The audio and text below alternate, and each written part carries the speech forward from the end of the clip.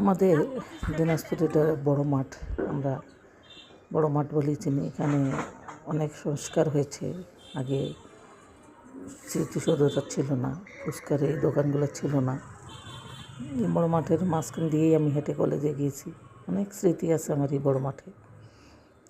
এখন অনেক সংস্কার হয়েছে, অনেক সুন্দর। বর্তমানে আবার এটা ঈদগাহ মাঠ, বড় জামাত হয়, যে ঈদগাহ করেছে। আবার এখানে বিডিআরদের ক্যাম্পও নাকি করেছে, আর্মিদেরকে, বিডিআরদের না। ভালো লাগলো দেখে। এবার অনেক দিন পর দেখলাম যে বড় মাঠটার সংস্কার, তারের বেড়া দিছে। আর এগুলো হলো সমস্ত ফুচকার দোকান বসে পাশ দিয়ে। এটা হাঁটার জন্য রাস্তা, মানে ভালোই লাগলো দেখে।